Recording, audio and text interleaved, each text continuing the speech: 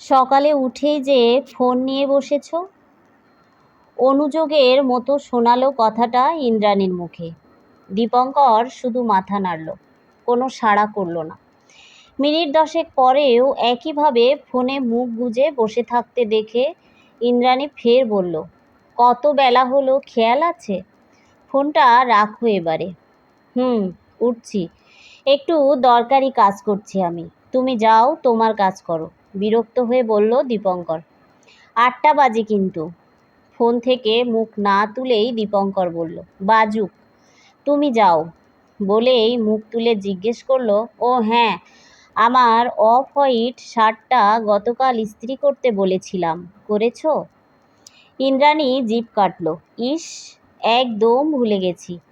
তাড়াতাড়ি ইস্ত্রি করতে যাওয়ার আগেই দীপঙ্করের বাক্যবাণ কানে এলো। চিৎকার করে বলল সে, ভুলে গেছো? কি করে? খেতে ঘুমোতে ভুলে যাও কোনো দিন এইভাবে?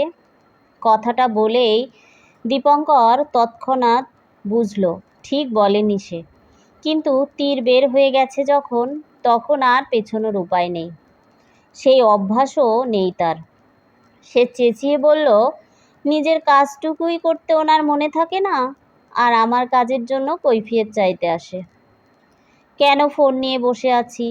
ফোন নিয়ে কাজই করি, তোমার মতো সারাদিন অকাজ করি না আমি, বুঝলে?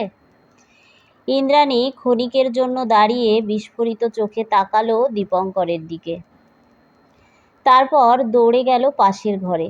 দীপঙ্করের মা ছেলেকে বলল, কিরে খোকা, আজকাল দেখছি সকালে হোক আর অফিস ফেরত হোক, একটু এদিক থেকে ওদিক হলেই বউটার উপরে চেঁচাস কেন রে? ভালো লাগে না আমার। অমনি আমার দোষ, নিজের বৌমা যে একটা কাজ ঠিক সময় মতো করতে পারে না সেটা তোমার নজরে পড়ে না, না?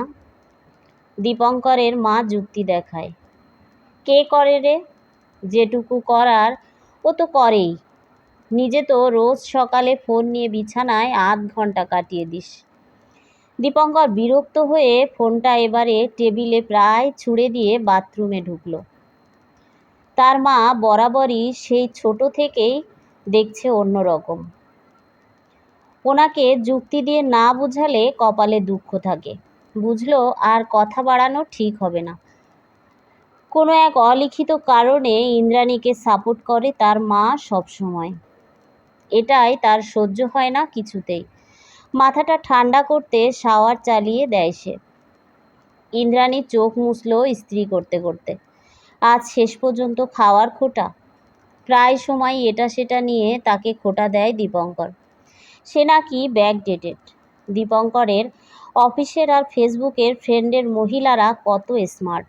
নিজের অক্ষমতায় নিজের উপরে বিরক্ত আর অসহায় লাগে তার।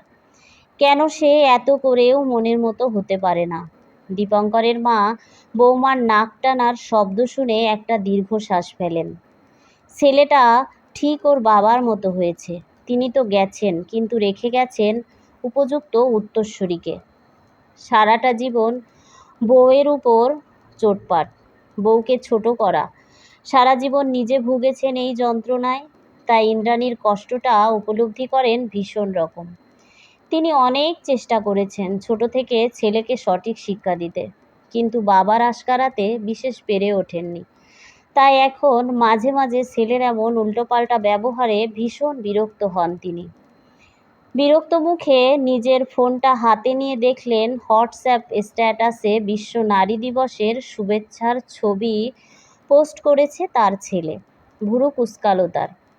একটু ভেবে ওপাশে টেবিলে পড়তে বসা 10 বছরের নাতনি মুন্নিকে কাছে ডাকলেন। আজকালকার বাচ্চাগুলো ফোনের ব্যাপারে সিদ্ধহস্ত। ছেলের ফোনটা নিয়ে নাতনিকে গেম খেলতে দেখছেন, তাই তাকে দিয়ে লক খুলিয়ে হাসি মুখে নাতনিকে আবার পড়তে পাঠান। তারপর ছেলের ফোনে দেখেন হোয়াটসঅ্যাপে আর মেসেঞ্জারে অনেককেই পাঠানো সুপ্রভাত সহ নারী দিবসের শুভেচ্ছা বার্তা। বুঝলেন সকাল থেকে ফোনে মুখ গুজে থাকার কারণটা। অফিসে পৌঁছে দীপঙ্কর কলিগদের নারী দিবসের শুভেচ্ছা জানাতেই সবার যেন কেমন বেজার মুখ। ব্যাপারটা বোধগম্য হলো না দীপঙ্করের। শুভেচ্ছা বার্তায় সবাই এত গম্ভীর কেন? পিয়ালি তার কাছে একটা ফাইল নিয়ে আসতেই তাকে হাসি মুখে নারী দিবসের শুভেচ্ছা জানাতেই ঠোঁটকাটা পিয়ালি বলেই ফেলল, আপনি বড্ড নির্লজ্জ দীপঙ্করদা। তবে হোয়াটসঅ্যাপ স্ট্যাটাসে এভাবে নিজের ঢাক নিজে পেটানো বুকের পাটাও থাকতে হয় বলে মৃদু হাসল পিয়ালি। দীপঙ্কর ভুরু কুঁচকায়, বুঝতে পারে না ব্যাপারটা। পিয়ালি চলে যেতেই তাড়াতাড়ি তার ফোনের হোয়াটসঅ্যাপ সেকেন্ড স্ট্যাটাস দেখে, আজ আমি সবাইকে নারী দিবসের শুভেচ্ছা জানিয়েছি, শুধু আমার স্ত্রী আর আমার মাকে ছাড়া। রোজ সকালে বইয়ের উপর চেঁচিয়ে অন্য নারীদের শুভেচ্ছা পাঠায়। আমার মতো আর আছো এমন কারা? দীপঙ্কর ফোনটা হাতে নিয়ে কিছুক্ষণ চুপ করে বসে থাকে। অফিসের কলিগরা তাকে যা তা বলছে। অনুতপ্ত দীপঙ্করের বুঝতে বাকি রইল না, এরকম শিক্ষা একমাত্র তার মাই তাকে দিতে পারে। ধন্যবাদ সবাইকে। সবাই ভালো থাকবেন, সুস্থ থাকবেন। আজকের গল্পটি কলমে ঝুম্পা মণ্ডল, পাঠে শ্রাবণী রায় বর্মন।